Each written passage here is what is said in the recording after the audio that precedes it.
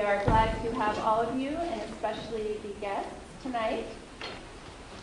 I thought that the microphones were for amplification, but they're only for video. So when it comes to your time to ask questions, if you could speak up, that'd be wonderful. It's my privilege to have this amazing panel of impressive local leaders to join us tonight. And I wanted to thank the students for your participation. Blake, Juliana, and Robin worked on PR for the event, and they're students who are going to facilitate tonight's event. And also, we came up with the questions as a class. So they're questions that the students are really curious about, given your backgrounds and your professions, and in the context of the class and what we're studying in it. So I will go ahead and hand it over to the students, and we are honored to have in our class the Vice President of Student Life, Darrell Richards.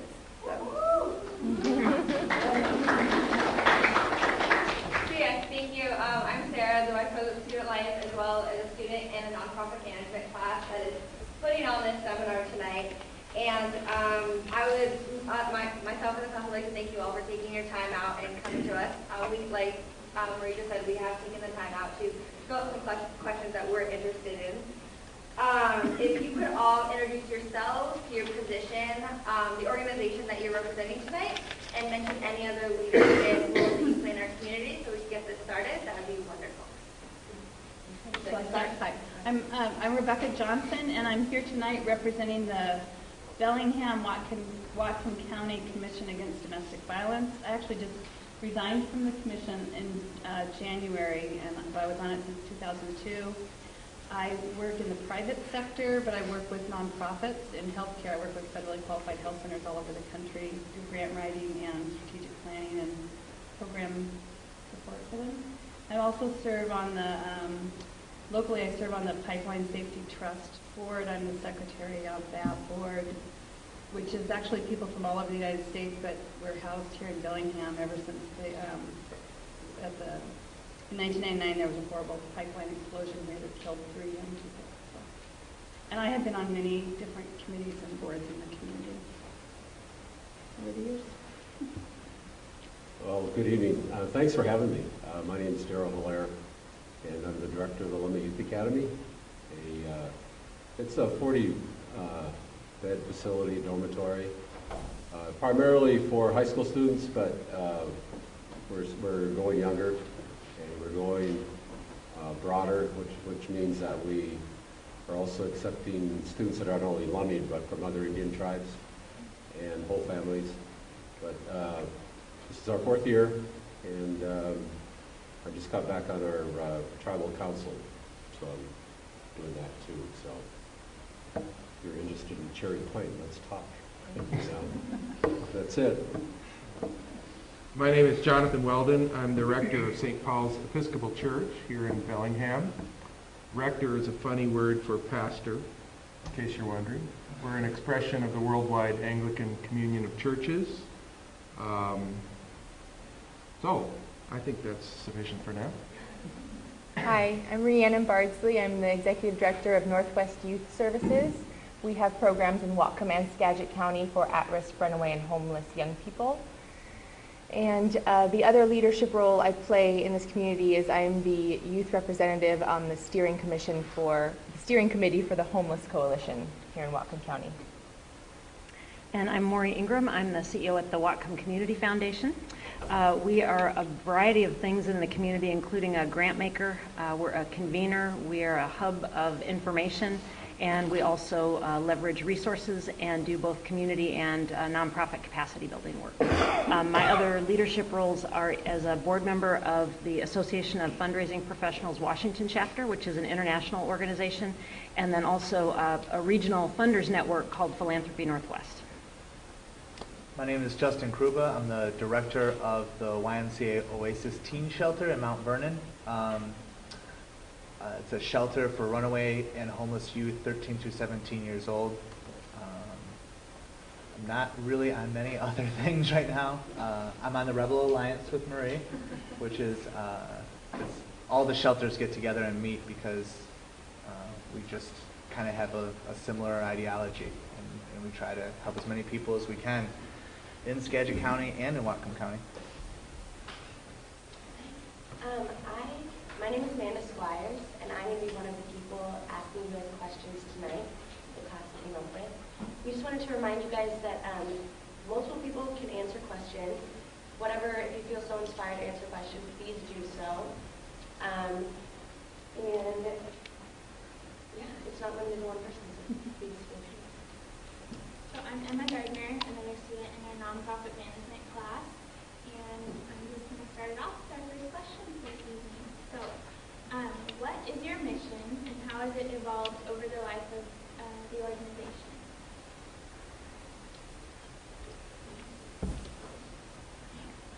Okay, I'll get us rolling.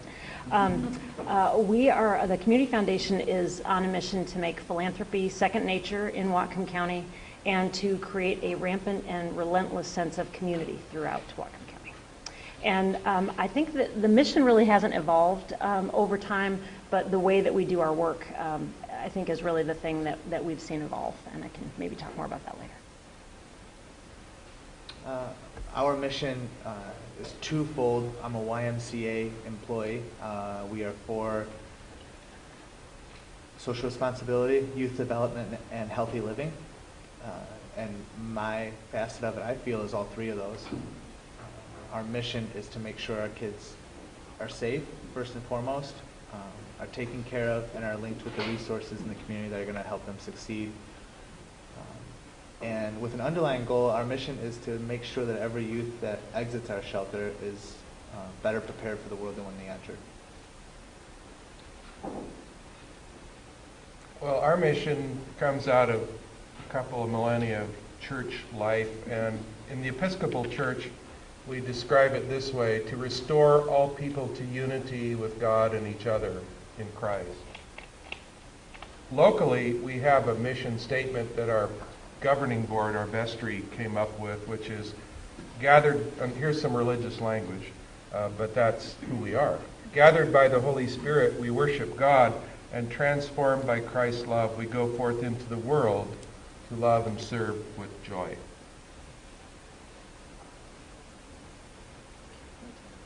Oh, and has it changed? I would say this: sometimes the church loses its way, and we kind of have to get refocused. Yeah. Well, our mission is that our Chelangan influences everything that we do. How we love, how we trust and respect, and prepare our children to learn. And Chelangan is a loving word, means way of life, and we're a tribal community, and the students that we get have been left out of that environment, that way of life.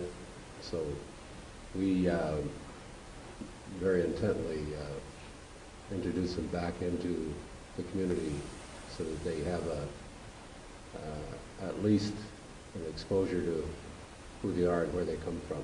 Then they have choices from them. So the Domestic Violence Commission's role, and I had the mission, and I wrote it down, and I don't recall it when I left my notes. But our focus is systemic and community, and developing a community response to end domestic violence in the community. Very different from the service providers of domestic violence services. We're really focusing on systems and policies. Thank you so much. Our second question is, in what ways is your mission incorporated into the organization's day-to-day operations? I'll start off with that one. Northwest Youth Services just went through a new process to get a new vision and a mission. And so the mission is that Northwest Youth Services collaborates with at-risk, runaway, and homeless youth to foster self-reliance. And so we see that in how we operate. It's actually something that we talk about in supervision on a regular basis, or when we're coming up with our new program, or how we're going to change or improve our programs. So we try to encourage our management and our programs to increase self-sufficiency of everybody. So one of the things that we're working on right now is increasing our staff's reliance on each other and decreasing their reliance on their supervisor. So ultimately, it's just encouraging everybody to become more self-sufficient and rely on each other instead of a top-down approach. So that's how we run our programs, and that's how we run our agency. I view the life of the church as being concerned with transforming the lives of people, and specifically in our mission to help them understand themselves as people who carry on the compassionate ministry of Jesus. So I hope that what we do in our staffing and our activities supports people to see themselves as agents of love and transformation and challenge and compassion in the world.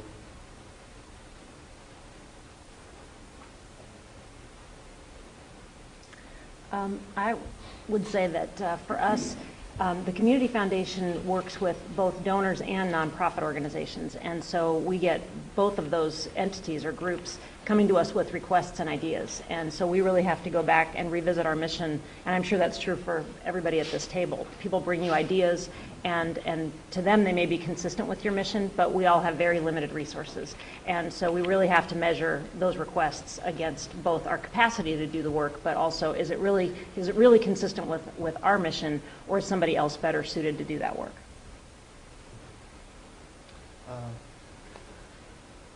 Excuse me. Let's see.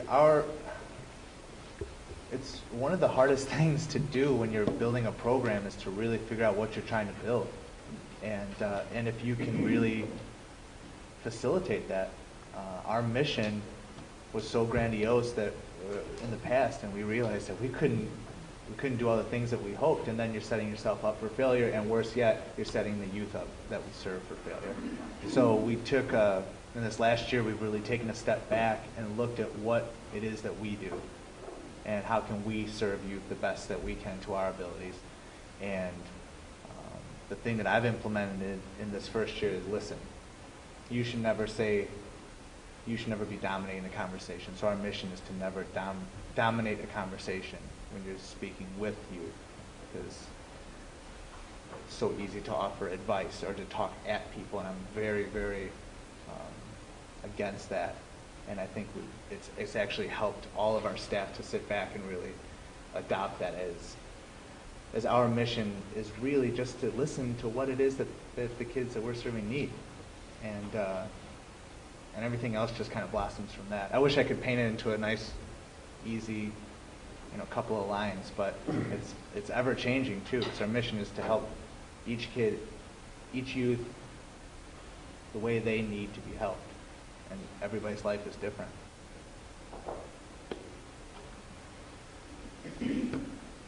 I guess we reflect our mission by introducing our students to the way of life at Lummi. We are a winter ceremony people, so we take them to winter ceremonies, which means we go to the longhouses wintertime, practice our songs and ceremonies, and bring out the regalia that symbolizes the families that we come from.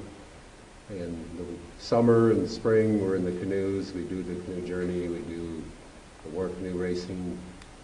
In the summer and falls, the harvest, we get the kids involved with the harvest and connection with the land and the water. So this way of life is seasonal, and I think the thing that we've done that we want to separate ourselves from is that unlike other institutions at Lummi, we don't give up on our kids, ever. Even when they leave us, we don't give up. That's why we're here. Okay, so the next question we have for you are, what are some adjectives that describe the culture of your organization? This is my favorite question. So I wrote them down even, because that's how much I loved it. So I thought, I always think of us as being feisty and tenacious, creative and flexible. Those are my words for us. So on the commission, we often talk about this incredibly powerful group of people. There's just, I mean, it's leadership from many entities in the community who serve on a commission. So it's powerful, it's very innovative, and it's very cutting edge. And I don't know, I mean, people should be aware that like Whatcom County is really on the map nationally around our response to domestic violence, and it's because of the strong programs we have, but it's also because of the commission. And it's and so there's a lot of pride in the work that we do. I think ours would be we're compassionate. I mean, very, very compassionate. And I really think, I mean, to describe it was program, is that, I mean, Yeah. or the culture of civilized, organized chaos. Yeah, I think that's my life.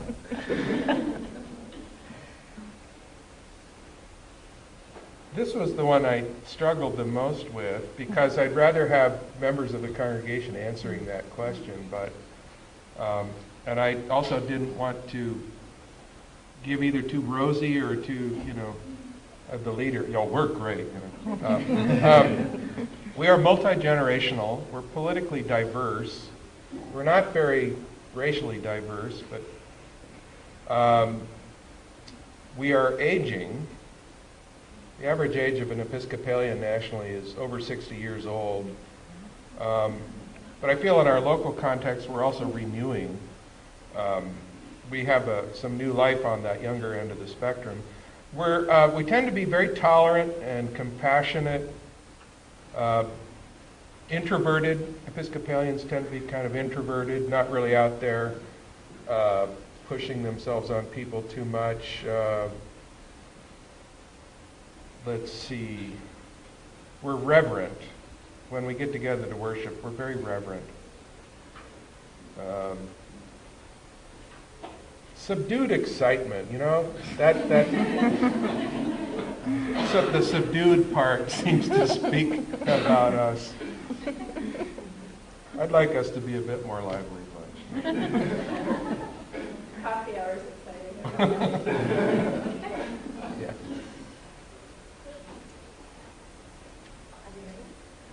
One question. Describe your personal philosophy on leadership.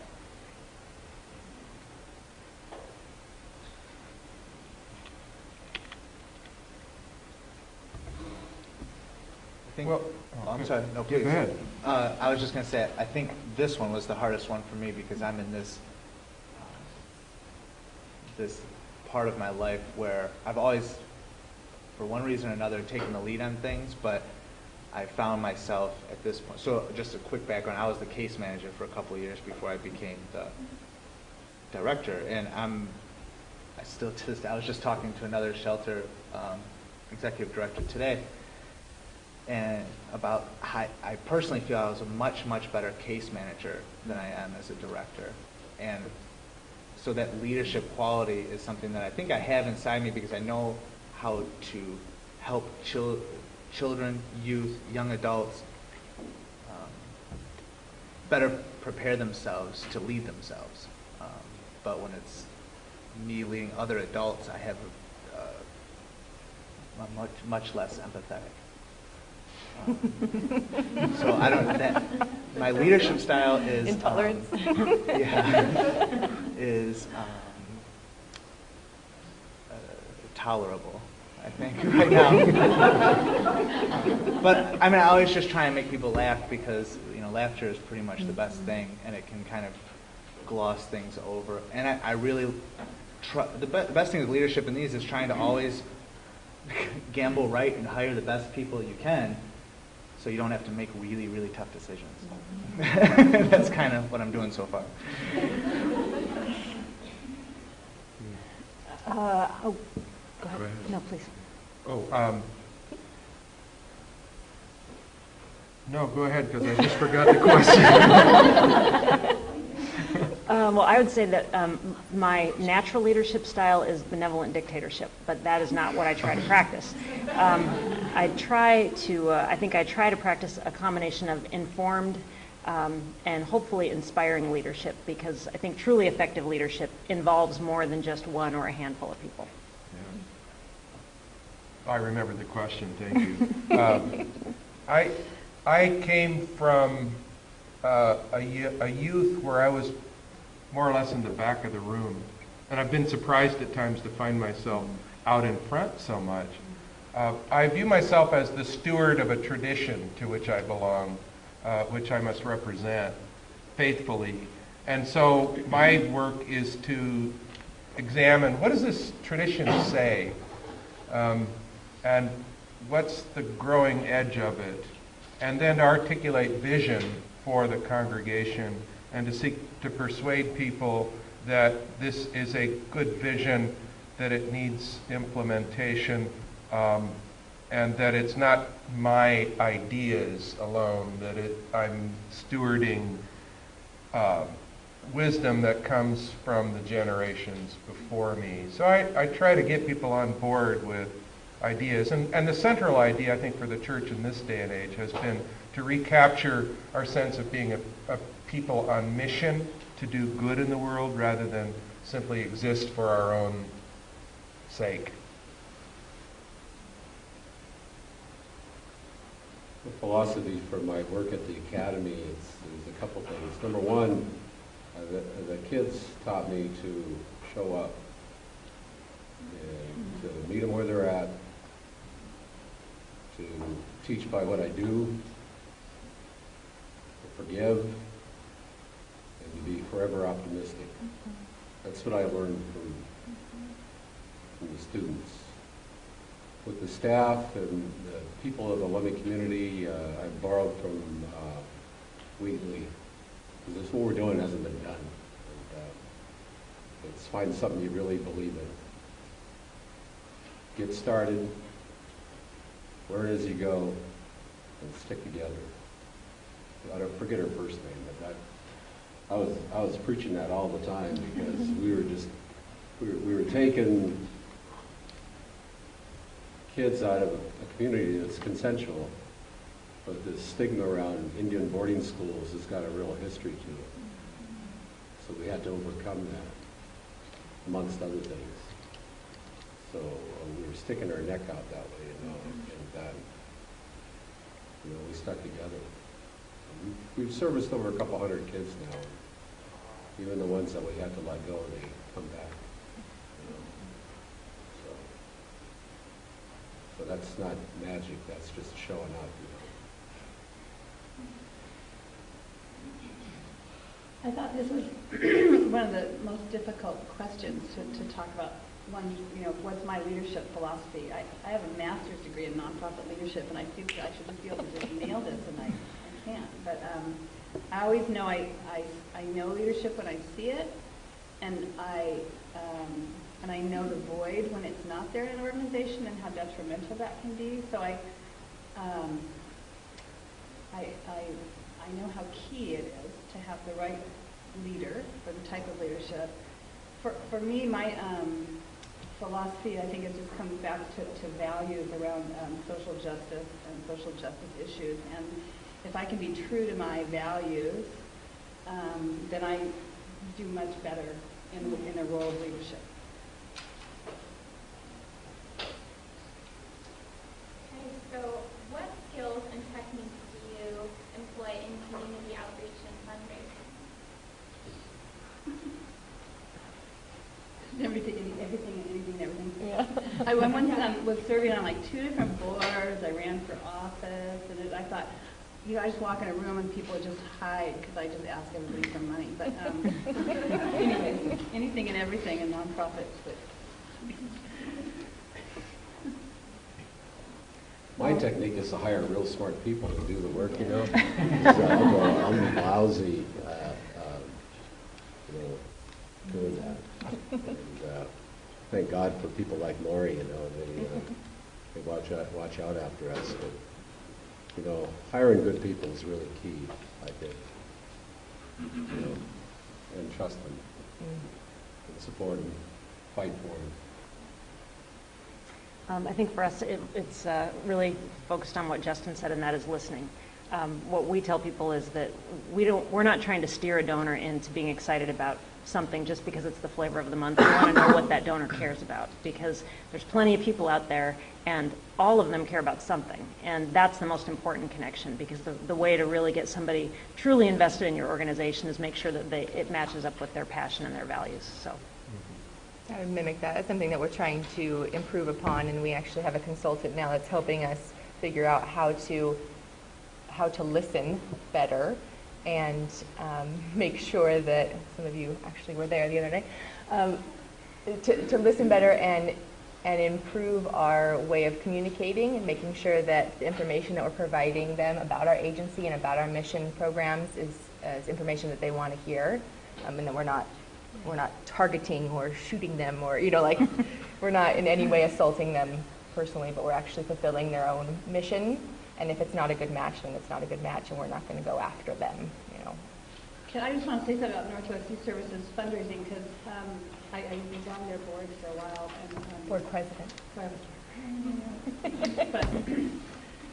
But I just want to say they are, if you're interested in fundraising, I would say to look at the materials that they've been producing over the last 2 and 3 years, really under Riannon's leadership. I just say they're remarkable. They're very donor-centered. They're very clear. When I get my newsletters, it's very clear why I continue to donate to that organization, because it's not stale news that I'm getting. It is really about the stories of the youth they're serving, and I really feel like when I'm contributing to them, I am really continuing to support really great work in the community. And there's bumps in the road that they hit, but I would say their stories are fabulous, and that they're an excellent model for how they talk to their donors. We have a language, a little bit different language in the church, at least that we're trying to inculcate, which is the language of stewardship, that all we are and all we have belongs to God and to our neighbors. And so we're trying to teach about stewardship as a way of life, including what we do with our time and talent and money. And then trying to work this year, I think, at our church to make a case to people that their stewardship, their giving to God, at least a portion of it, it's worthwhile to go through St. Paul's because of the things that we do to try to bring transformation to the lives of our members and reach out into the community. So I've just started talking in the last week about mission funding rather than operating budgets. So there's a piece of where we are. This is coming from somebody that just lost half their operating budget the last 6 months. So when that, over the course of the last few months, when this has all happened, I just got real, and I would tell people exactly what's up. This is what's happening, this is what you can do, and this is where your money's going to go. I invite everybody that gives us, I just wrote this today, I have a family that donates $12 every quarter because that's all the money they can give. And that donation is just as powerful, and I think on a certain level much more powerful than the government giving me $100,000, because really it's a drop in the bucket, and when you get to the big schematics of it all, they'll take their money right back if they want to, but the $12 that's going to be there until they can't. You know, if I don't get that check, then something's really going on, and then you reach out to that family and ask, how can we help you? And it's just building the sense of community, and that's what, if you are real to the people that you're asking money from, they'll be much more willing to give it to you, and not give it to you then, but give it to you over and over and over, and that's really the thing, you know. And so think of it, when you guys are about to leave here and go to the Up and Up, you could just give me the $20 you're going to spend, and I guarantee that will help the kids this week. Are we allowed to solicit the group? And I'd just add one item too, that I think you've already heard this, but one of the idioms in fundraising is that if you want to raise eyebrows, you can use statistics, and if you want to raise funds, you use stories. And that's, Very well said. that's, it's Yeah. proven over and over again, because even though people they're making a business decision for their family or personally or for their business, but it's based on the heart as well as the work itself. And so I think one of the other tools that we try to use is not using our in-house jargon, not talking about the statistics and all the other stuff that doesn't mean anything once you get outside of our world. I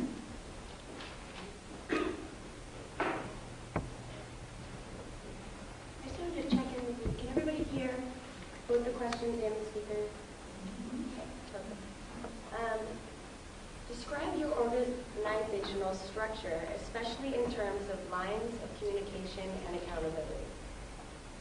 It's a loaded one. Can you repeat that?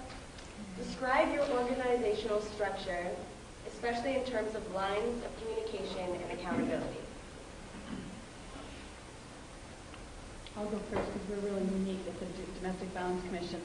So the commission really started through an ordinance of the city of Bellingham and the county, Whatcom County, after there was a big summit here on domestic violence issues and, you know, what can we do? We have a very thriving service community with women care and DVSAF and Lummi crime victims, Bridget Collins. There's a really solid service base. So the commission's made up of, like, I think it's 26 members. 14 of those people are appointed to the commission because of their job. It's the prosecutor, the sheriff is on it, the chief of police from Bellingham, the city attorney from Bellingham. I mean, there's a whole array of leadership from criminal justice. Then the healthcare. Then there's 13 of us who are appointed by either the city or the Bellingham and the county, and we represent different sectors of the community. I initially was on, because I work in healthcare, and so I was one of the healthcare representatives. There's also people from major employers. So we have your associate dean of students is on the commission as one of the major employers. We had someone from Hagen's. We've had people from GP. So it's a real diverse sector in our terms of those of us who are appointed or not there because of our position. Our terms are every 4 years. And then we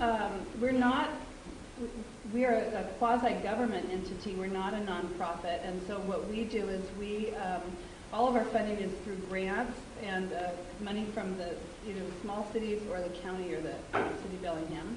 City of Bellingham has maintained its funding for years with us. It comes through the police department's budget. The county has cut back our funding, and it's about, I think our budget's about $100,000 a year. It's pretty small. Then we hire, the commission contracts with domestic violence and sexual assault services to hire our staff. And so we actually contract with them, and they are the employer. They're a nonprofit. Initially, when the commission started, we wanted to contract with someone on a contract employee basis, and nobody would come take the job. Somebody didn't want to be the director and be on a contract. So it puts us in a kind of interesting position how we function, because our staff are really DVSAF staff. I think there's a question later on about that. So we have a director who's very similar to an executive director, but because she works within an agency that already has an executive director, she really acts more like a program director in that agency. And then she hires, there's 3 other staff, three now, there's staff people who report to her. So, but it's a very odd, and it's challenging because since we're not a nonprofit, we're not able to do fundraising. When we get grants, and we've gotten huge federal grants in this community over the last 14 years. We have a big federal grant that we get through the city of Bellingham that actually goes through the police department. And then we also have and we just got our 3rd one of those, out of the Violence Against Women Act. And then we also just got through the Ferndale School District, because we have school district representation, a big grant from the Justice Department as well. So it's an odd little duck. Well, one of the first things I did when I became the director of Northwest Youth Services was turn our org chart this way, so that the board of directors are over here and everything starts going this way. And I try to remember that whenever I want to be a dictator and make a decision, is that I have to make sure that I give the opportunity for people who are doing direct service work, which ultimately is what I'm responsible to support. I see that as my job, is that if the direct service staff are not able to do their job well, then I don't have the stories to tell, and I'm not inspired, and the work that we're doing doesn't match my values. So I think that's a fine balance, especially because we're really lean and mean right now. So taking the time to listen to what is going on the street and in the housing programs, and making sure that and that the mission is continuing throughout all of that. So the lines of communication are there. We have lots of opportunities for meetings. I just did a survey with my staff team to try and figure out how to support them better and make sure that they're as effective as they can be in what they need. And then I believe it's my job and the manager's job to ensure that what they need is happening for them. Otherwise, our service delivery is not going to be the quality that it needs to be for these young people.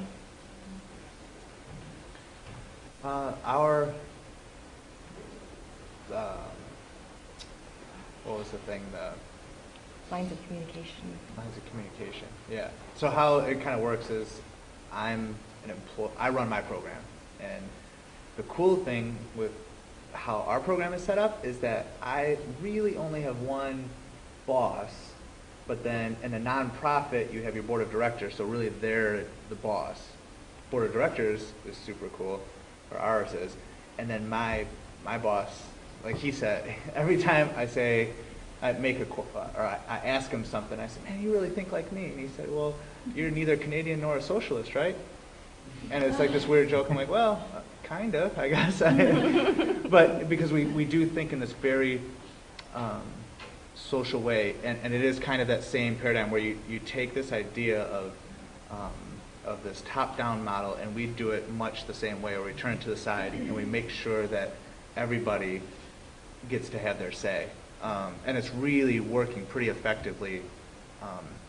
It builds trust laterally, and it doesn't force you into social structures inside your program.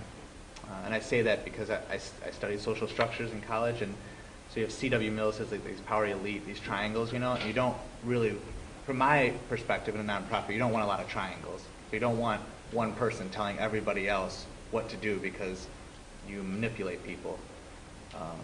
And so when we turn hours on our side, what I did was I just said, whenever a staff member comes up and has an idea, and I try and solicit ideas as much as I can, when it's a really sticky situation at the shelter and you're second-guessing yourself, I ask them, why would you second-guess yourself?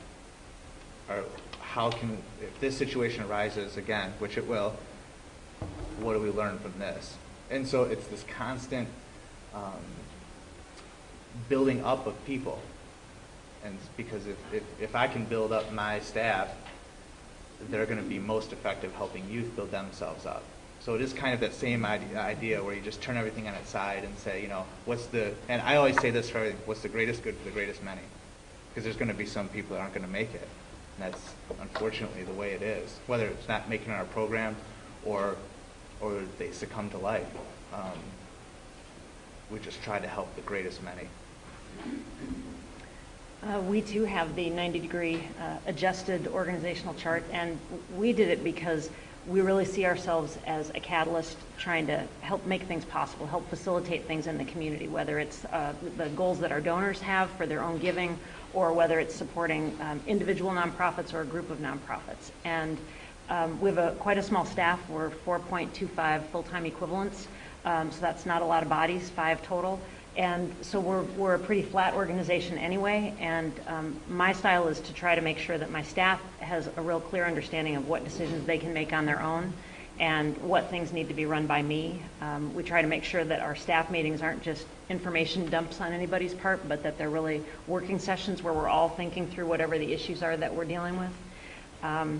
And In terms of lines of communication, I think one of the really important component for our organization is making sure that the board and staff feel really comfortable communicating with one another, that it's not a matter of the board only talking to me and me sharing everything else with the staff, but that there are real relationships established there, so the board has a better sense of what the work is and who the people are that are doing that work on their behalf. I'm a member of an organization that is a mix of hierarchical and democratic. Our congregation, I have certain responsibilities, and the vestry, the board of directors, has certain responsibilities that we carry out on behalf of the congregation. So elected members and myself. I am personally responsible to my bishop. I made solemn vows at my ordination that I must uphold, and my bishop is the person who ultimately holds me accountable for keeping those vows. Our congregation is a constituent part of the Episcopal Diocese of Olympia, which is headquartered in Seattle. Go figure that out. So there's a set of constitution and canons, we call them.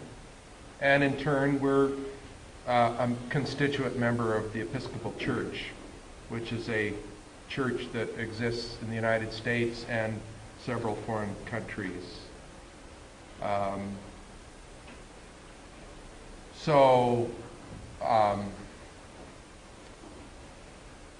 need to be responsive every day to the people I'm called to serve, because that is the primary image for my work in the congregation, is a service to others.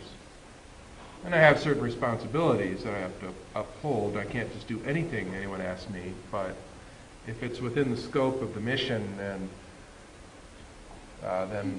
we need to be responsive. So it's complex, but that's enough. Alrighty.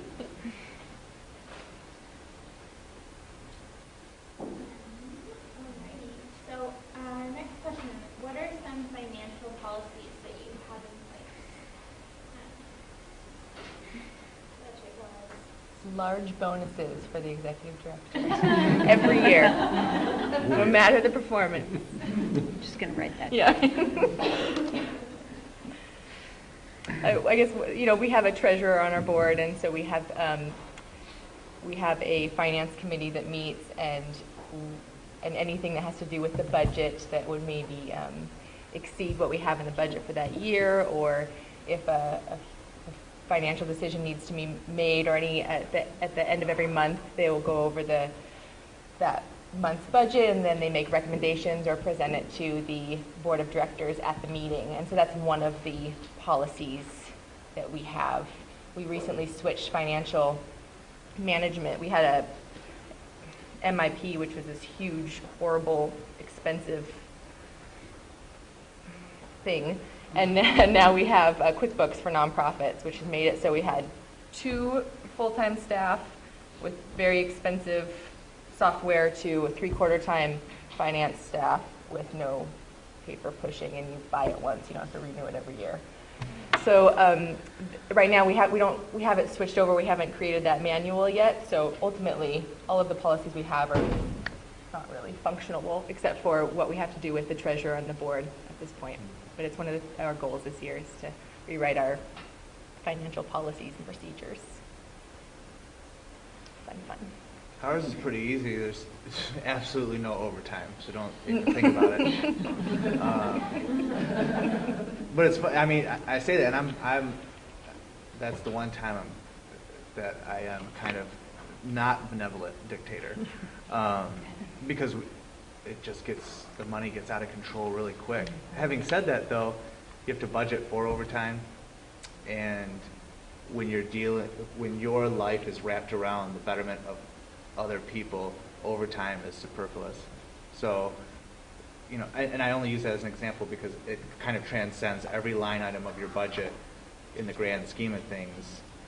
You can't put a monetary value on, it's going to take, I have to get a youth to detox, but the detox is full here, so we have to get them to Seattle. Well, that's going to cost me, $50 to drive all the way there, and then I have to pay another staff member to ride with me because we always have to have 2 people, so then I have to pay them. All these crazy things always happen.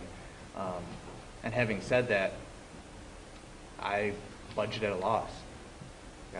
There's a number that I present to my boss, and we fudge that number around and pull money in our budget all around, my personal budget all around, and then he gives me this number, and then he takes it to the board of directors and says, Oasis is probably going to lose a boatload of money again. Is that okay? And then they look at the grand scheme and they pull money from other programs within the YMCA on projections, because that's how budgets work, and hopefully I don't lose as much as I project. But realistically, I'll probably lose more, and it's like that white elephant that everybody knows that I'm just bleeding money. And we just hope that everybody else makes more. We have a vestry, a board of directors that is in charge of the mission funding plan for the year, otherwise known as an operating budget. But that language is not good with me anymore. And advisory to them is a finance committee made up of people with expertise. This is all volunteer. We have a bookkeeper who keeps the books, and we pay that person. And we have a treasurer who oversees all of that. And we have a set of written policies that govern the movement of everything. And we have yearly audits, or at least reviews, to make sure that nobody's squirreling away money somewhere. Bonuses. The bonuses, oh, no. Well, yeah, money's been tight lately, and it's largely a matter, I think, of learning better communication with the congregation about financial need.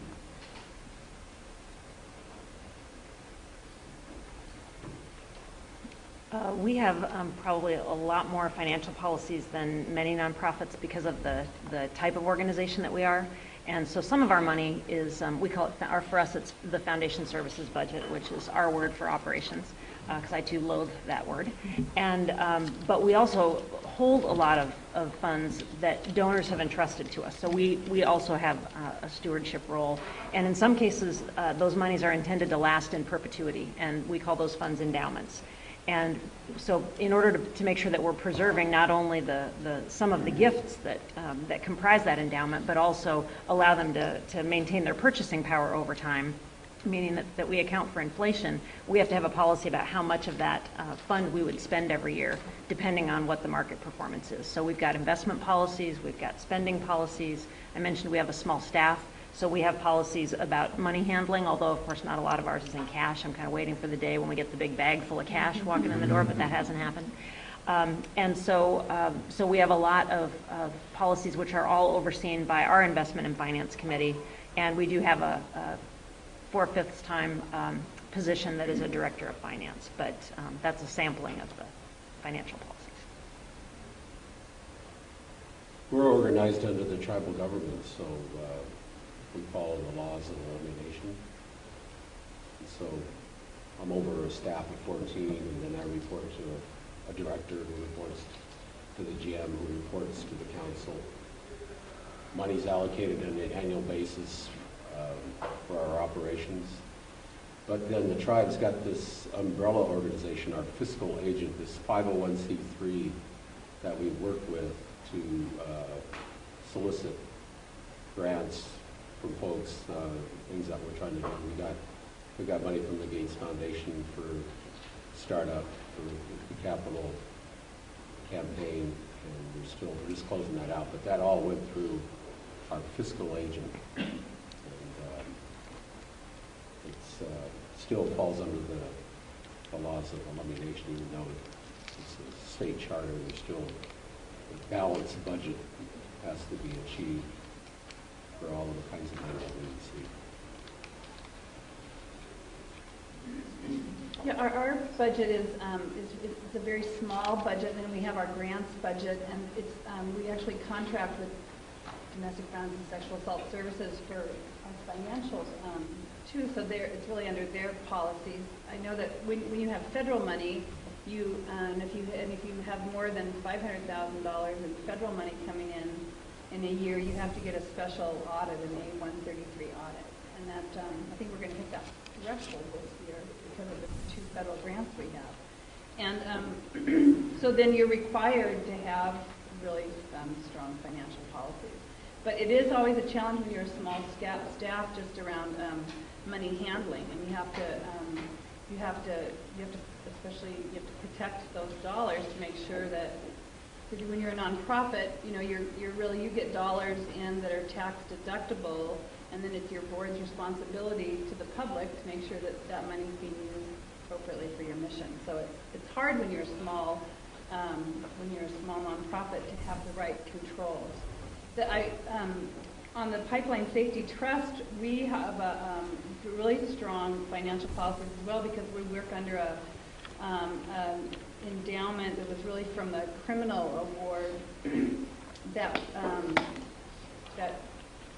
came about as the oil pipeline company was fined $5 million. And some parts of that money went for ball fields in the community, and then 2 of the families who lost children set up a trust. And so we have really strong financial policies around our investments of that money, and want to make sure that we're not investing in any petroleum products or anything in the industry that is going to somehow might put us in an awkward position in terms of being people who are looking at public safety issues around gas and fuel pipelines in the country. So that's been a really interesting and challenging piece on the financial policies on the Pipeline Safety Trust. Because we, again, have strong financial investment policies. It's just like Mauri's endowments. We want to keep our endowment up so that we can make enough off of that to run our operations every year. How do you feel supported by your board, vestry, and/or leadership body, whichever applies to you? And in which ways do you in turn support them?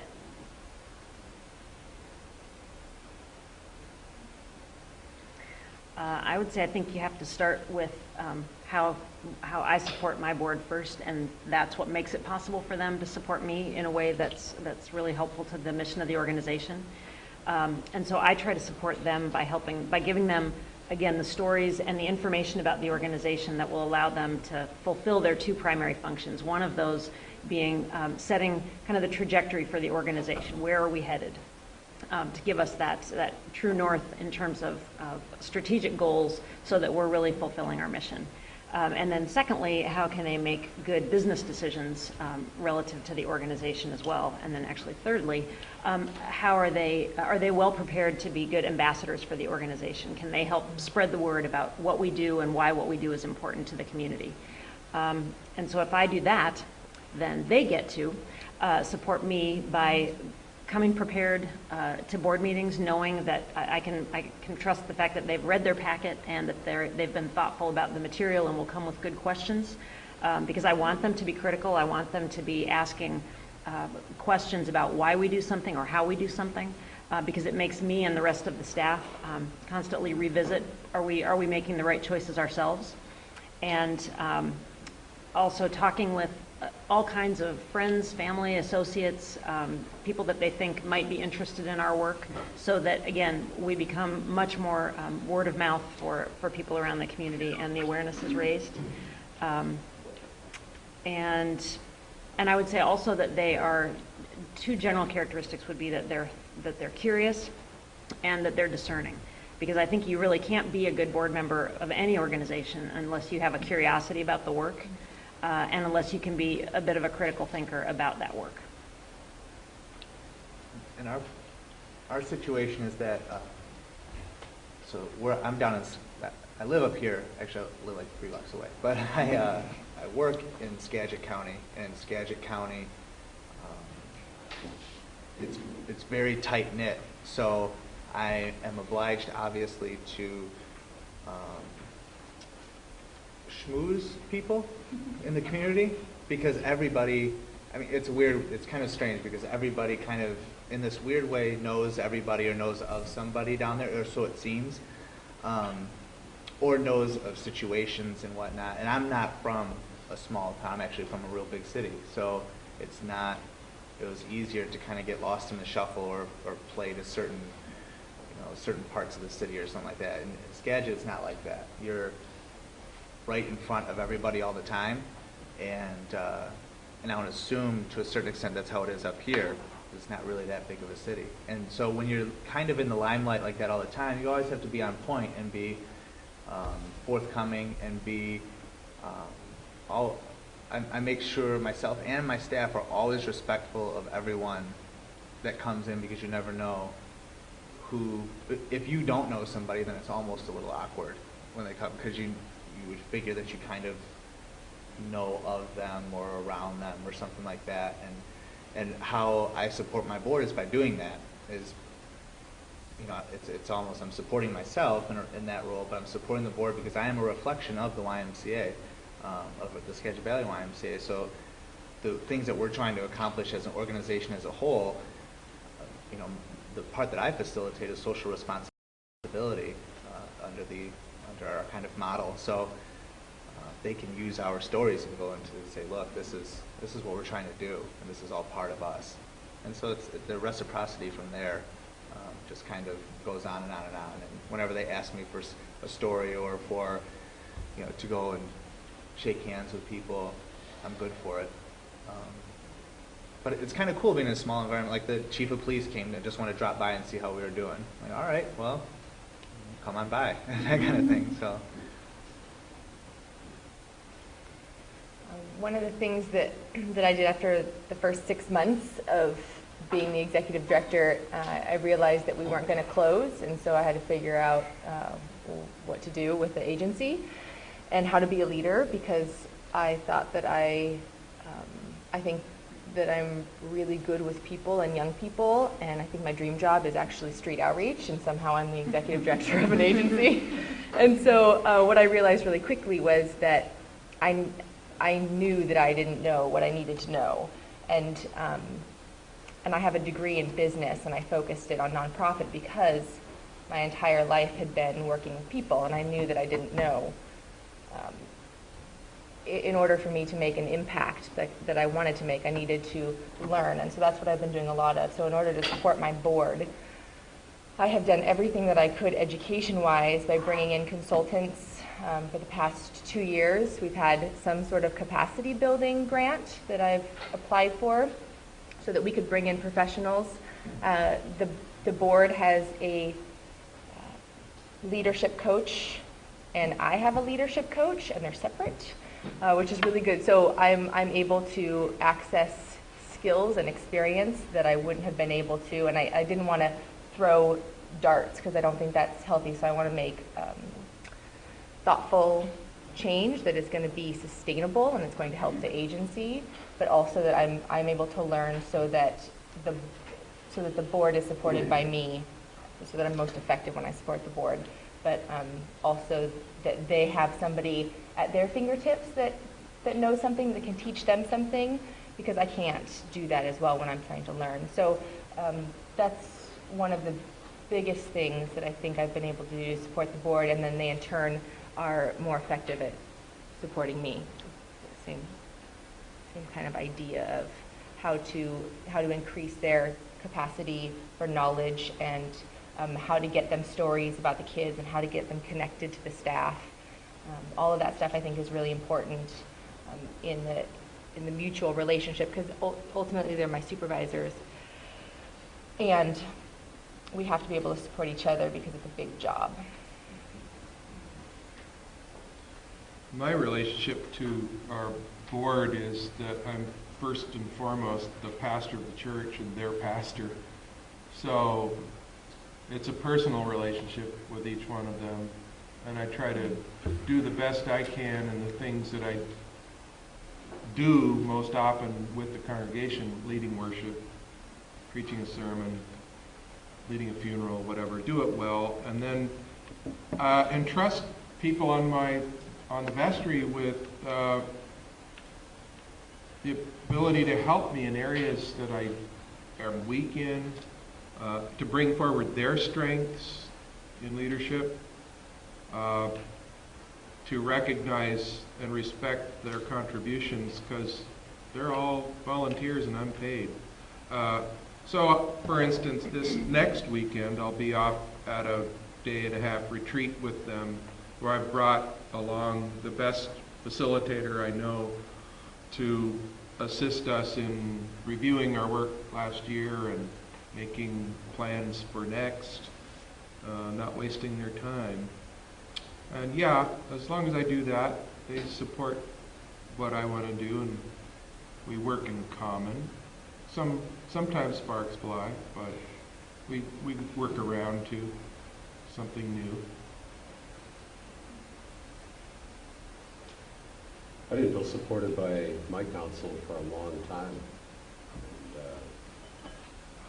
And, the thing you got to do when there's that difference or opinion of what the work that you're doing is just to be brutally honest. Just brutally honest about your own failures. Your failures of character, you need to act pretty quickly. Mm-hmm. But if it's failures in policy and the things that you're trying to do, then you get to that place of agreeing on what those disagreements are, and you work towards a common solution for how to carry out your mission.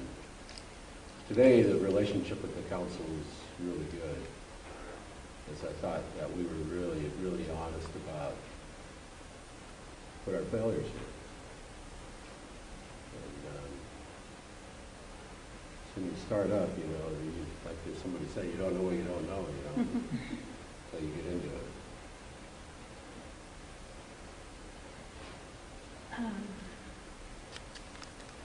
I think this is just a really critical question around, how does an executive director support the board? How does the board support the executive director? And I've worn both hats, and I frequently or not frequently, but I have in my current job, sometimes I'm an interim executive director. And my interest in the whole nonprofit sector and getting a master's degree in nonprofit leadership was really came out of just the question around how does a board and an executive director work together, because it's such a critical component in this sector, and it's really nearly, I would say, a nearly impossible way to run organizations, the way nonprofits are set up, that you have a board that has all of this responsibility. You look in state law what your responsibility is as a board member, and you cannot possibly know, you know this when you're in a nonprofit, you can't possibly know everything that there is to operate an organization, be it a health center or a youth shelter or anything. And so that relationship between the board and the ED is critical, and I would just say that probably that you won't find a nonprofit that's doing well if they don't have a really strong and thriving board. If you see one that's really successful, you'll see that there's really a great board there, and probably a really great relationship between the board president and the executive director, and it's critical. We just hired a new director for the commission in the last year, and I made a commitment as the chair of the commission to go through the hiring process and to stick by that new director for the first year and make sure she really had what she needed. And the commission almost folded before that, before we hired her. And we went through a really critical process to determine what we needed in a new director for the institution. Same thing, I was at the interim director at WAHA, the Whatcom Alliance for Healthcare Alliance, and we went through a really great process and found an amazing director, and that organization is thriving now. And so that's what the board, I think the board's most important role it does is it hires and then supports the director of the agency. And you have to make sure it's the right fit. But it's miserable to be on a board with a bad fit of an ED, and it's miserable to be on an ED without a board that is supporting your organization. So it's critical. I used to say to my boss at the health center I worked at here, I used to say, you need to spend, sometimes I'd say 25%, sometimes I'd say 30%, sometimes I'd say 50% of your time working, working with the board. And he would say, so Rebecca, what 50% or 40% of my time am I supposed to give up to work with this board? And I'd say, you have to do it all. I don't know. But you have to work and engage your board. So it's a tough balance. Worthy of being very mindful about. Thanks. So on the other side of things, how do you ensure that your staff feels appreciated? I'll start with that because I made a calculated, or no, an uncalculated mistake this past year. And so I don't, because of like my beliefs, my personal beliefs, I don't celebrate a lot of holidays. I celebrate birthdays. I celebrate Halloween because I really like Halloween. But so I didn't do the traditional Christmas party kind of deal or anything like that. And I think I unsettled some people, not because everybody is particularly religious in one kind of thing or the other, but it's that element of tradition that I think I just kind of overlooked. And more than anything affiliated with faith, it's that I think particularly with my group of employees, it was that feeling of camaraderie, of coming around. And when you work in nonprofit, you need that, like, or probably all nonprofit, but specifically like in shelter life, you need like that session where you just vent and just let go. And I didn't do that. And the crazy thing was that I didn't write the budget for last year, so I didn't know that I knew, but I didn't pay attention to there was actually money to go and do something, and I didn't even spend it. And it was like $100, but still, it was like something where everybody could get like a co-op gift card or something, and I didn't even do it. But on the flip side of that, I try to make sure that I am always there to answer a question, or to meet with somebody, or tell them what I think.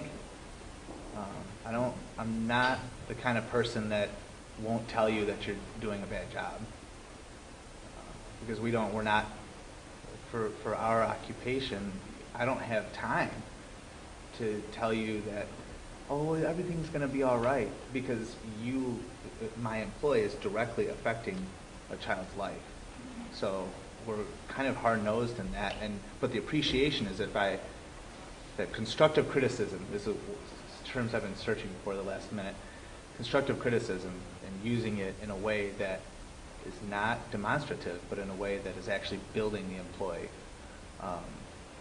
And my boss is the same way with me.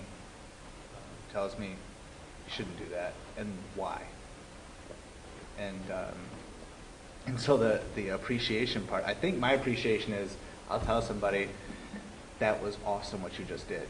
And I had a staff member last Saturday, I saw him, and she works in Bellingham, and she was so stoked about the way that she handled the situation. I think we'll get into in a question about our staff, but the way that she handled the situation, she knew that I nailed it.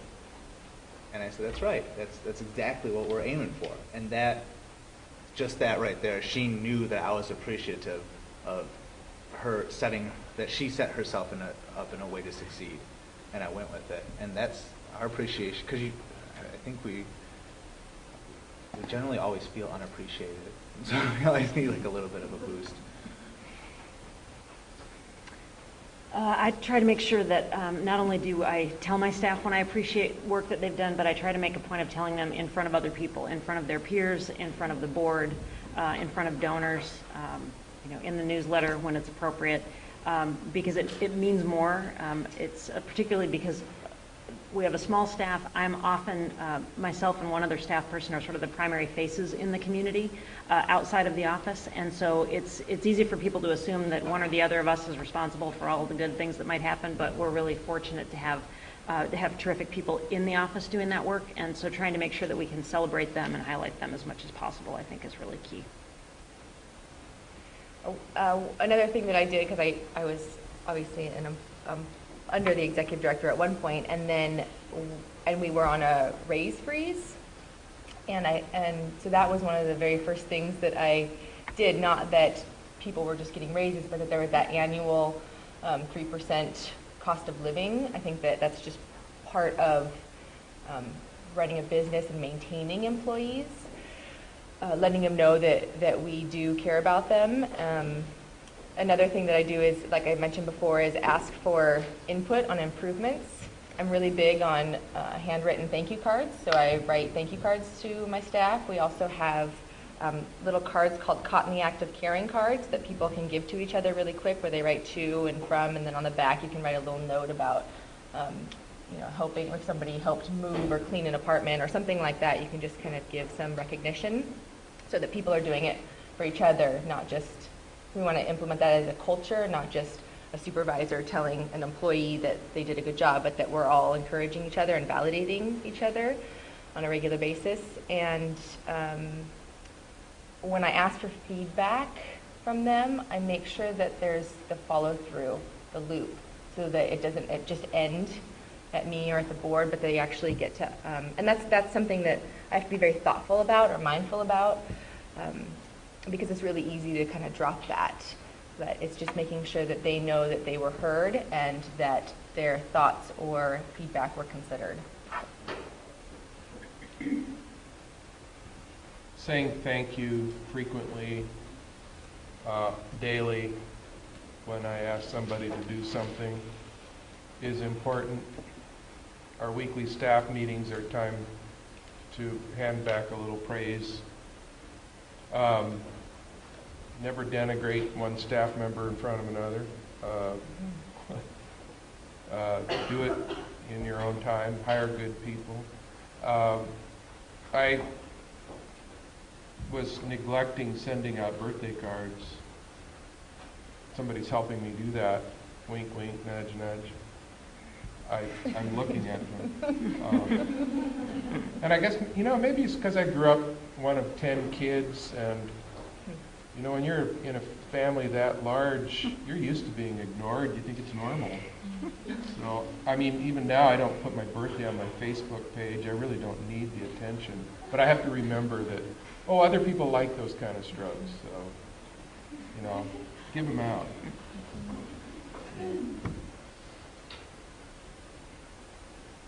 Well, we do all these kinds of, these things, I think probably the highlight for me, though, is I just love pushing vision. Telling the people that work for me that you got a real chance to change some lives here. Maybe even save some lives, change some lives, reunite them with their family. Those things that are really core to kids that have been in some really adverse situations. We've got a chance. And that's probably when you highlight those things, that's really what I like to do. I think one of the, from a board member perspective or a board leadership person on a board perspective, probably one of the most important things you can do to support staff, support the executive director, is to be really clear about what your role is as a board member, and when you're dipping down and you're getting into operations or you're crossing a line, and that you show real support to the staff on that. And it's really hard. It can be very challenging to draw that line, because something's going awry. People want to dig in when they're on the board. And so it's really important, I think, to respect the boundaries and be really clear about what your role is on the board. And on a board, no one person has any authority. The board acts as a group, as a whole. That's what your role and responsibility is. And so it's just important to remind people of their role on the board. That can be very supportive to your staff. Wonderful. Rebecca provided us with the perfect segue into our next question, and that is, what are some challenges that you find are specific to board members? And knowing their role. That's exactly. You should turn the camera off for this part. Mm-hmm. Yeah. Well, they certainly vary, obviously from board to board and over time even within boards. But Riannon's point is a good one. For a lot of people, they come, whether it's their first board experience or not, they probably come with some preconceived ideas about what their roles and responsibilities are. One really common one is that board members don't have to fundraise, that's a staff responsibility. And so helping them sort of align their beliefs with what their roles and responsibilities are with the reality for your organization and sort of the reality for norms, I think is one big challenge. The other thing I'd add to that is remembering to bring the mission into the board meetings. I don't know if anybody else has that struggle, but that when they're making decisions or when they're having conversations, that they are reminded constantly of what the mission is at the agency, so that it's like I talked about earlier, is having the mission thread all the way through. And I think it's hard for everybody, and it's hard for the board. Yeah, I would echo that. And our particular context, as I alluded to before, is we're the church in the Pacific Northwest where most people ignore church. And and so people on the board of the church have to be constantly aware of who we are, what our identity is, and what we're marketing to the culture, and remain on point that the church is a missional unit. It doesn't exist like it's not the 50s anymore, where there was a baby boom and just people went to church because it was the thing to do. We're on a cusp of generational change, and we really need to be looking at probably being a smaller, leaner organization. They're also faced with the challenge that a lot of our big donors, generous givers, are passing from the scene, and the newer generation aren't as apt to give as much money to support the mission right away. So there's lots of challenges inherent to our sort of cultural context. So keeping the mission in front of them all the time is good. I guess I'm kind of ill-prepared for that because truth be told, I don't really work alongside my board very much. I'm kind of my own deal. But I do have to answer to the board, and I do have meetings with them once in a while. But I think the challenge, I can see from their perspective, the challenge is that they're kind of in it to try and raise money for my program too, because they know that in the grand scheme of things, if my program doesn't make enough money, we're going to have to pull money from another program of the Y, and then they have to justify to that program, well, why are you being cut? And then I have to, and then it kind of that making sure there's no friction between programs when we're all kind of in the same idea, and making sure that we're all staying focused with that same principle. I would say as a board member, it's hard to manage your volunteer time, and I know from both the staff and the board side that as a staff member, I'll think, well, I said that last month at the board meeting, and yet as a board member, I'll think, oh yeah, I guess they did say that last month at the board meeting, and so remembering as a staff person that your board's not in it every day the way you are, and being respectful of that, being respectful of the time that they give, and making sure that when I am the board member that I come prepared, that I, again, have had time to kind of think about the questions that I want to ask, and making sure that I'm contributing. At one point when I first started getting on boards, I was on a ridiculous number of boards, and I realized finally that I was on way too many boards, and I really didn't feel like I was doing a good job on any of them. And so, learning myself to kind of manage my time and what I was able to realistically give to organizations, all of which I cared about, but I was really feeling like a lot of deadwood. So.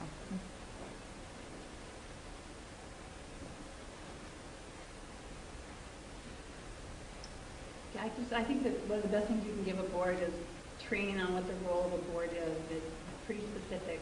It includes fundraising, but it really is specific, and you have to provide, I think, guidance in board development. You encourage a board to do board development, so they're clear about what their role is, how they can help. There's nothing worse than being on a board when you can't figure out what your role is, and so it takes an incredible amount of care and feeding of this volunteer group that has a lot of responsibility and power in your organization. Okay, well, our last question for this evening is, what has brought you to this work?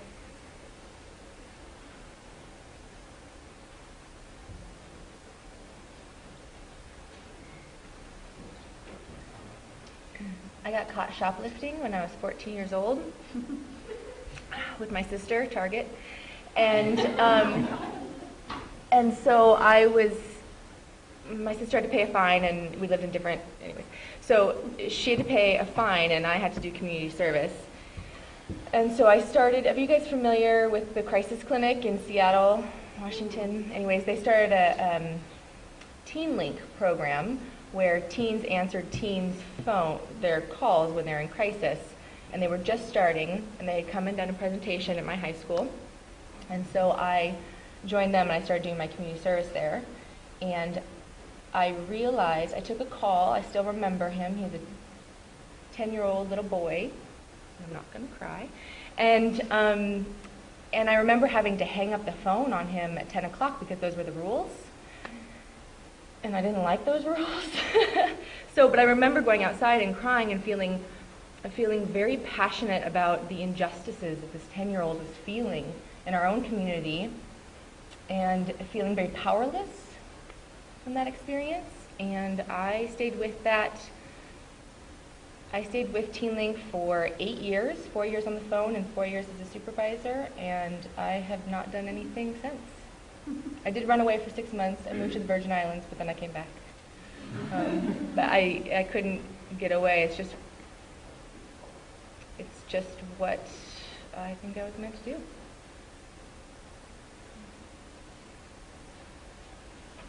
And I hadn't shoplift again. I thought about it, but I didn't.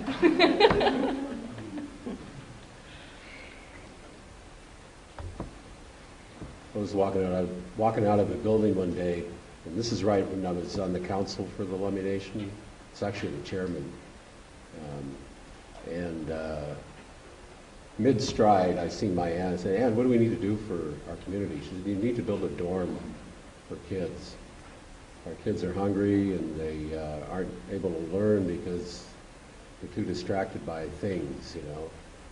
So I went to one of those foster care meetings and heard about what we're doing to our children in this country. And I got real pissed off, actually. And so I started following that, you know, and right then Oprah was on, and she was highlighting these things that we're doing, this country's doing for kids that are in these really tough situations, you know, building academies in the inner cities so that kids get an equal opportunity like this, you know. So, you know, things just started happening, you know, and then I just called on my network of friends, and I got a call from a friend of mine from Harvard, and he said, "Hey, Darrell, there's some people out here, they want to see some Indians. You want to?" So I said, "Sure, send them out." So they showed up, and they were at the Bellwether Hotel down on the waterfront there, and there's a big bus, and here I am, you know, and I got on their bus and took them out the res, and took them on a canoe ride, and took them to the elders, brought them to the Longhouse, and we sang a song for them and stuff, and then they said, "Well, that was really great, I'm going to give you some money, what do you want?" And I said, "Well, we're thinking about doing this academy for our kids," you know, I was just borrowing Oprah Winfrey's name, and thing, you know. And so they said, "Sure," and so they gave me $40,000, so then I just kind of traveled around the country. And you seen Waiting for Superman? Yeah, I went and seen all those places, you know. I know that little boy at the Seed Academy. You know, when we went to D.C., thanks to Mauri, and then we got to go to the Seed Academy. And he's bigger now, and you know, he took us on a tour of the academy. It was really cool, you know. We gifted him and everything. But anyway, it just kind of came, and through that whole time, you know, this is one of those things where you just got to be real persistent, you know. And the Gates Foundation was in Oprah's thing, you know, and so I said, "Oh, Gates is right down the road." So I started hound dogging them. Every time they were there, I showed up, you know. And when Melinda Gates gave a speech down at the convention center, I gave her a copy of Father Pat Toohey's book, you know, and just like 8 times. I just kind of showed up, and then one day they called and says, "Hey, want to meet?" I said, "Sure." And I started talking to her about what we were doing, you know. And so I kept talking, and she said, "Well, we're going to give you some money." And I didn't hear her. I kept talking, "Hey, we're going to give you the money." So anyway, I just got there, and then thought I'd get it going and just kind of leave, you know, and go back working on the council, you know. And because of the weak council support, which is a board, you know, in our instance, I ended up staying because there was this real threat that, you know, this is dorky, or this is not what we're supposed to be doing, you know. And so I ended up being this startup guy to being this guy that's running the place, you know. And these things happen for a reason, you know, because the guy that was there before, he was an 8 to 4:30 guy. I'm not 8 to 4:30. I'm there when they need you. And we're getting on this, you know, we got this track record now, and we got these people coming in. They're going to do the research to establish you as a best practice. That's really key. When you're doing this work, you want to be a best practice, you know, and welcome that criticism, welcome that structure around these outcomes that you're trying to achieve, you know. Welcome that, you know. But have that strong community voice behind you, you know, that calls BS on some of this stuff, you know, the busy stuff. But, you know, but I'm kind of evolving now because, you know, it's established now, and, you know, they probably need somebody that's more, you know, 8 to 4:30, I guess. But we'll see, you know. We all know this, you know, the most important time of your life is 0 to 4, 0 to 6. I mean, if there's some things that have been violated that early in life, there's certain things that they're not going to be able to do later in life. They're never going to catch up. So you got to manage that, right? You got to prepare them to take part in the community. That maybe something's less than what their vision is because they're just never going to catch up. But our eyes are wide open to that. You know, we're not going to build prisons bigger and bigger every year, are we? You know, we're going to get involved earlier in each other's lives so that, you know, we're having this debate about, you know, the jail out there and Slater Road or stuff. You know, it's important work, you know, but it's really knowing that work and believing in that work and don't confine yourself to what you learn here as, you know, the golden rule, because you know here what the work is, and you know, follow that.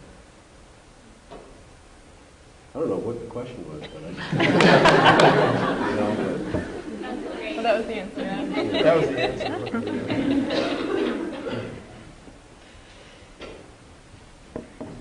Anyone else want to speak into what brought them to I will go. I started out in business and always thought I wanted to be a business owner, and I was for almost 20 years. Owned restaurants, always one at a time.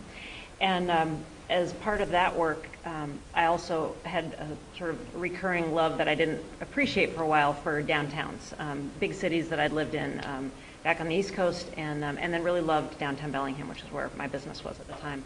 And so got into starting an organization that was focused on downtown revitalization. It's now called the Downtown Bellingham Partnership.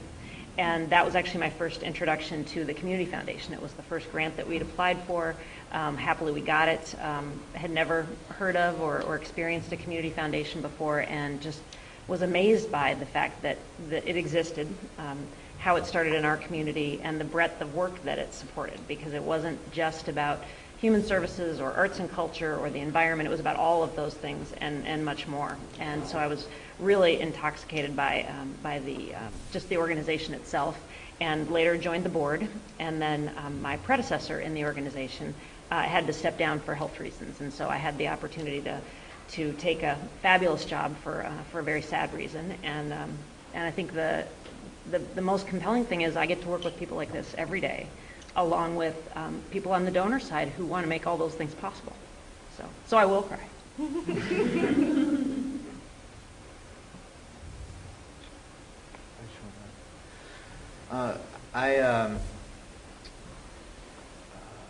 With my hanging A's, you can see that I'm not from around here. I was born in Detroit and went to school in Dearborn, which is just the factory city right outside where Ford World headquarters is,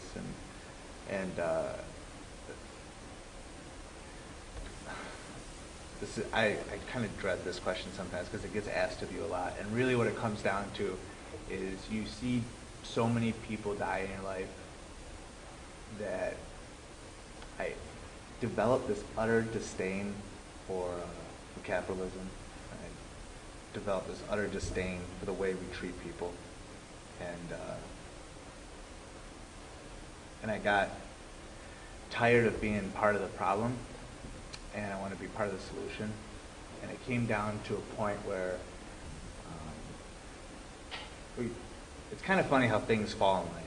And I got to this point where a kid I knew, and I was probably 19, I was just rolling with some people that are still, they're nefarious individuals, but they're still my friends. And but one of them got murdered, and then it was like a series of events that happened, and I realized that I was right there, like teetering on the line of which avenue I wanted to take. And thankfully, during all that, this is going to sound cheesy, but I was enrolled in school, and I was enrolled in a very good school, and I never really particularly did well in school until like the very last 2 years of college. And I had this professor that was a pretty remarkable dude, and he was very open to the way the world is, and I guess what works really well with me is if you agree with me. And he did. And he had seen some things, and really I could relate to him. And through those course of events, and then I just kept seeing people fall. And I mean, even this year we've lost another 2 people. Well, one of my kids at the shelter. All kids in the shelter are my kids. And then and 2 people in our family. In my wife and I's family, we kind of share this mutual problem with drug abuse. And so there's 3 deaths in 1 year, and I'm about to turn 33 next Tuesday, and it's just it won't ever end. And I don't know. I just wanted to be part of the solution. And yeah, that's about it.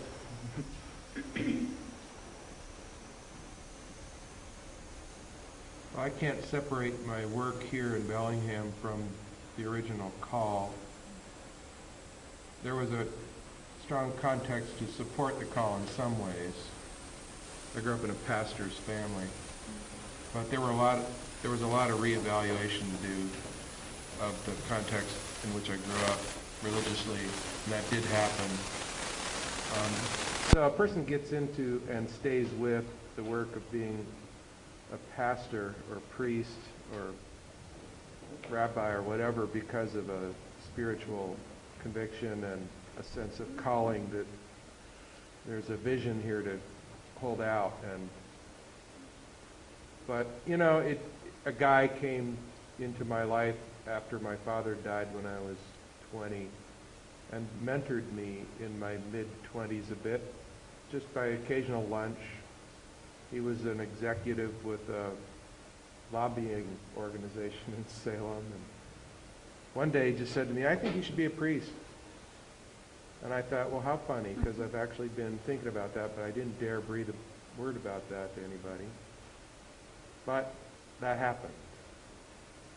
And I got to Bellingham because I needed to move somewhere, and I talked to the bishop, and he said, well, what about and he mentioned some other place.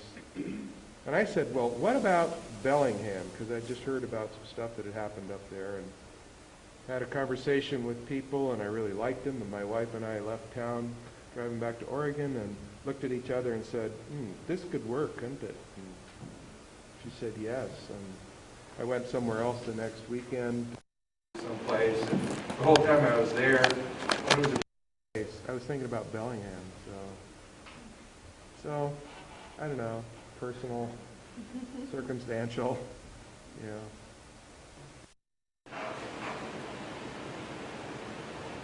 I got started in the nonprofit sector really from when I moved to Bellingham. I had, so my husband was a new professor here at Western. We were pregnant with our son, who's now 25. And I left a really great job in Seattle. I was going to be promoted. I was an underwriter at this insurance company. I got over shoulder pads with the baby.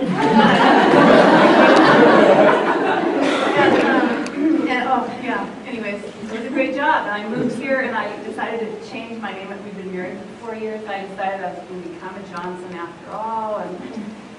And suddenly just like had no identity. It was horrible. And he was this cool professor and I was just this new mom who didn't know anybody. And it was very hard. And I met one of the graduate students and she hooked me up to work with Women Care Shelter, which was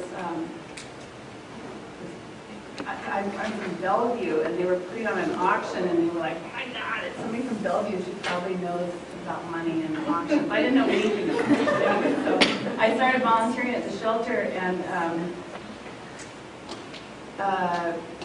ended up volunteering there. It was a feminist collective, and so that felt great. It was crazy. It was a disaster. We did everything by consensus. It was a nightmare. There are women in this town, we call ourselves Women Care Shelter Survivors. So the collective didn't work. It was awful. But it was great, too, because it sort of created this commitment I had to the sector and the interest I have in the organizational piece of the sector. But I was always acutely aware of my privilege I had because my husband was employed by the state. We had great insurance, and I didn't have to worry about insurance benefits. So I actually had gone back to work in the insurance field, continued to volunteer. We had our second child, which was just 22. And Darrell was my neighbor.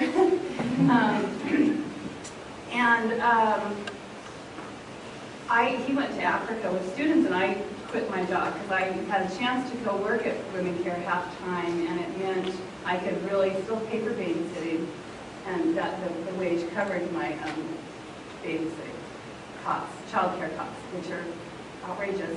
But it was okay. I could work for nothing because we had health insurance. So I was really, I want to say, acutely aware of the privileged position I had to work in the nonprofit sector, which didn't pay very well, and often didn't have benefits. And then it just went from there. And my daughter is now interested in the nonprofit sector. She's interning with an organization in Seattle. She's starting to do grant writing. My son works at a nonprofit, and we're very active and involved in the nonprofits in the community. And it's really, as I said earlier, it's that sense of social justice and that work. And it's a great sector, and it should have health insurance. It should pay well, and it actually can, and it does. So, it's a really important field, and encourage people to get involved. Thank you guys so much. At this point, we're going to open up questions to our audience. And I will get us started with a question. Do you ever get tired of what you do, and is it hard to find a balance between your passion for work and the family and personal life?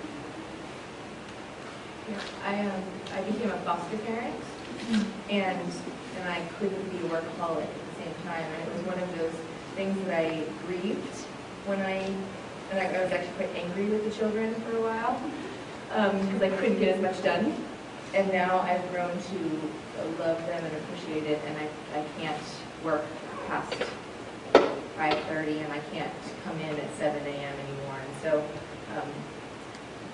I think that depending on who you are, it could be more difficult than easy. But for me, it's just been evolving. There's people that when you work with young people in crisis, and you're constantly dealing with secondary trauma, and you want to leave and cry, and you don't know how these kids get up and keep trying the next day. It's amazing, some of these young people, and some of them are probably all of you sitting here in this room. And it's always very impressive, so it's a motivator, and so to be torn away from that, can be difficult. And I've had to learn that over the years because I would take it with me. There were people that would say, well, when the gates close, that's where my work stays, and then my life is very separate from that. But it's not, because it's, as I mentioned, it's who I am and it's what I do, and so it's just constant with me. And so I think being a parent and having a family has been a blessing in some ways, so that it helps me stay healthy. And I do yoga. For the mental health of it.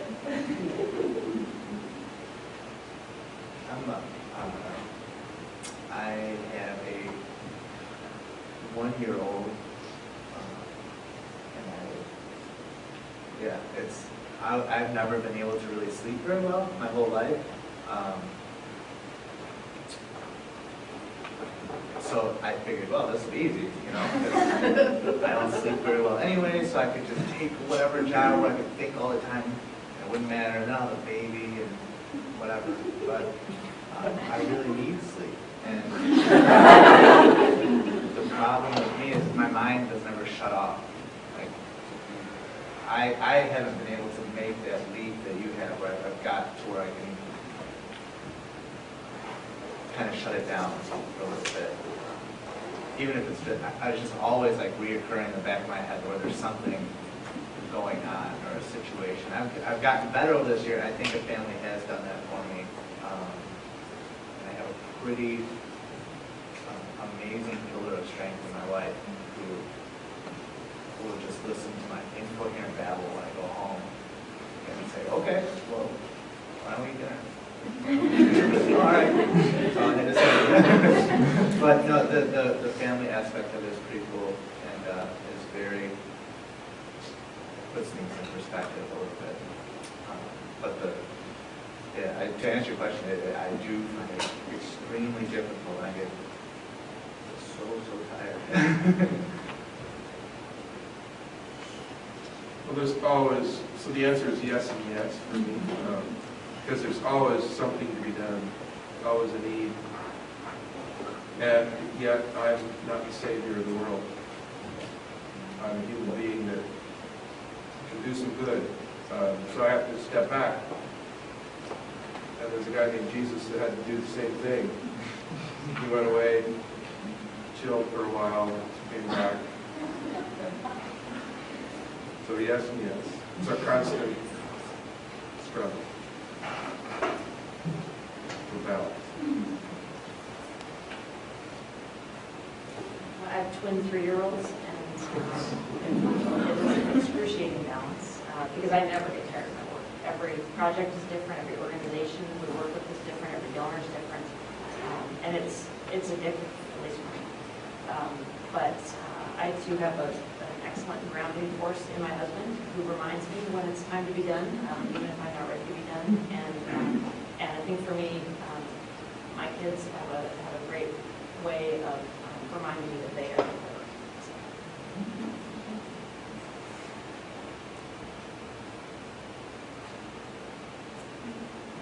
Does anybody have any other questions they'd like to ask? So I know not all of you do fundraising, but for those that do, I'm just kind of curious, like, what's the most beneficial or successful fundraiser you've seen happen, either for your like organization or a different one? Like, I don't know. I'm just curious. You mean events? Or anything that brought in money, like what's the most successful way of bringing money for you? Perhaps other than choosing with rich people. Yeah, so I'll tell a quick story. We have a program called a PAD, and it's similar to Oasis Teen Shelter, but also very different. But it works with the 13 to 17-year-olds. And one of our PAD staff, who may be the lowest paid staff member at Northwest Youth Services, wrote us a check for $4,000 because he believed in what we did and he saw the importance of it. And then his father came in and wrote a check for $20,000. And then they now want to work on giving other people to some of their family. And that was by running my organization well. What I would say is probably the easiest, even though it's very hard, but the easiest fundraising that I've ever done, and having conversations with people about the passion, why they're interested in what we do, and figuring out how to match it, instead of these fundraising events that take lots of time and energy and are kind of hit or miss, and it's selling people shit, and it doesn't match the mission. And yeah, so we were actually successful. We have 4 fundraisers this year. This year we're only or last year we're going to have 1 this year instead, and we're just going to focus our energy on people. Probably the coolest campaign that I've been part of. I was part of it at the very beginning. It's still unfolding. The Northwest City College is on a Mauri reservation. And it started in 1968. My father's generation that started this aquaculture project. We're going to farm fish. So we got this project going there, growing fish, and you guys can take it right out. It's really cool. If you're a birder, go there. There's a lot of birds. But you know, they realized, wow, we got this sea pond. We got to have some biologists. So they started the school. So it morphed into Columbia College, to Columbia Community College. Now it's Northwest City College, and this campus is unfolding. This vision from that biology class into what now is a 4-year institution unfolding right before our very own eyes. I'd really highly recommend, if you wanted to talk to somebody about how to organize that, invite Cheryl Physical here from Rosebud. She's Lakota Sioux. She came aboard and she realized that she needed to take us to the next level. She hired some really good people, you know, consultants, you know, these people from the community and the larger community that advised her, and got it all. It was perfectly organized. Pushed the button, it all unfolded. It's still unfolding. I just really admired the work that Cheryl Crazybull did, had a real supportive board for it. I think it's fantastic. I don't have a long track record here in our community with our church, but I think what we did last year in a personal gathering in small groups in people's homes to talk about our life and community together was the most successful thing we've done so far. We saw significant increases in giving, and I think it's a function of people having a stronger sense of their community being in mission together. Mine is very similar to that one. So I've gone through some serious cutbacks, and when I wasn't awarded this federal grant, I lost all this money all at once. And I mean all at once, it's in $134,000 was there on September 30th, and it wasn't on October 1st. So then you have to make these drastic cuts, and then you have to explain to people why. And so the first thing I did after the initial shock of it was I sat down and I wrote a very heartfelt email to social service people in our community. So to everybody that I work with, and I just explained, this is what's happening. And it was more or less like, this is the community, this is what's happening, and I'm going to tell you where we stand. And everybody that came up to me, I got support from all the different shelters and from basically all the agencies, and said, well, what can we do? And that was kind of an additional springboard to this community feeling, community building that we've been doing a lot of in our county, in Skagit County. And it's really, some pretty cool things are happening. And with that, so everybody knew where we stood. So when I went and asked for a grant, everybody kind of knew I was going to have to ask for way more than I would have asked any other year. And I could put all my chips on the table. And sometimes, like I could see in a bigger city that wouldn't work, you know, because then you're laying your cards up there, you know. And but in this instance, it worked. And I said, look, I need this amount of money, or the door's closed. That's it. And so what I think it really did was it made everybody else put it in perspective of what they could get by on. And I think that really played into how much other people asked for this community grant. I have a question in the back.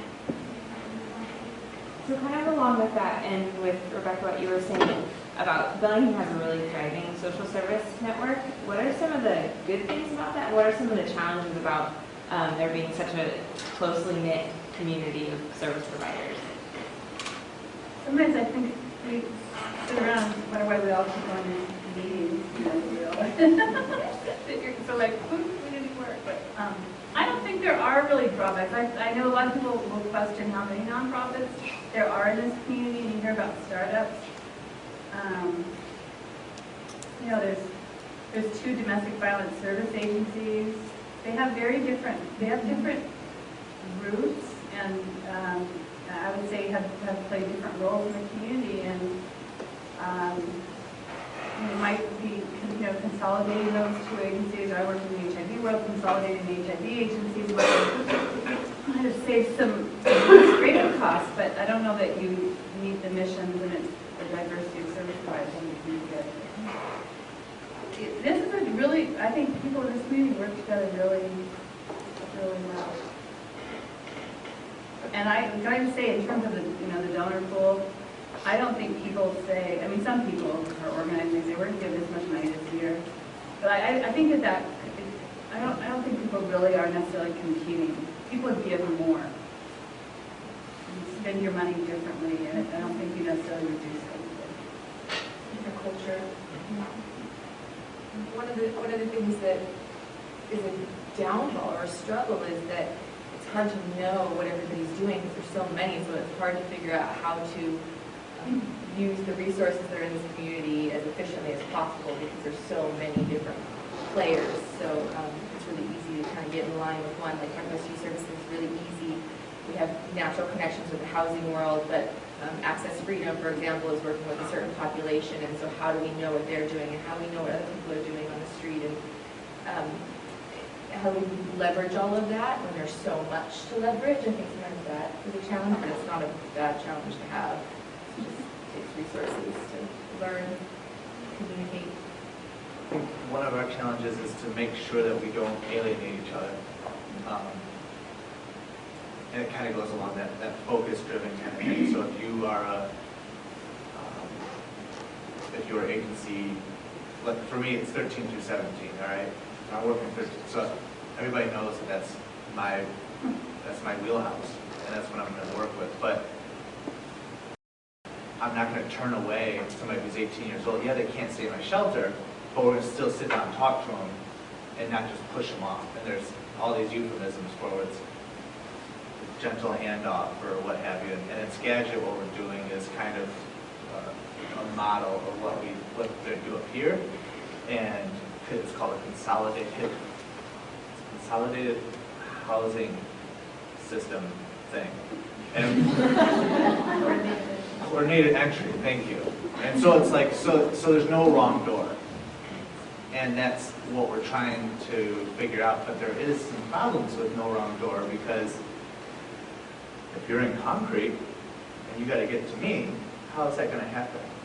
You know, and who are you really going to go to? And so there's all these, whether it be geographical problems or if there's, there are a series of problems, but I think it really comes down to we all sit down and meet and say, here's the problem. All right, so why don't we just fix it before it gets too ridiculous? Or if it's already been pretty ridiculous, which there are some problems that we're working through and trying to figure out. And I think just putting it all out there really makes it much easier.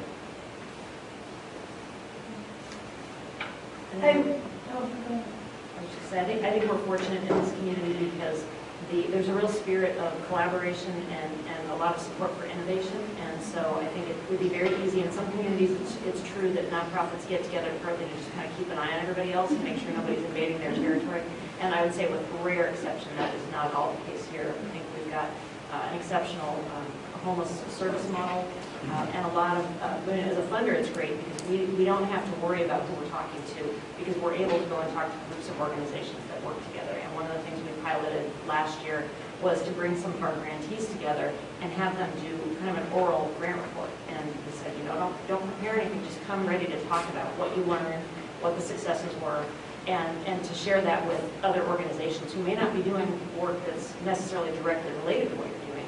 But what we found is that that just led to a lot more collaboration, a lot more awareness of what organization X is doing and how organization Y could be involved with it. Maybe it's a youth service organization and an arts and culture group and how they might be able to do it together. So it's pretty unique here in that way. Well, I would like us to keep true to the time that we've invited you for, so you can go home to your families and switch off work and engage your families. So thank you so much for coming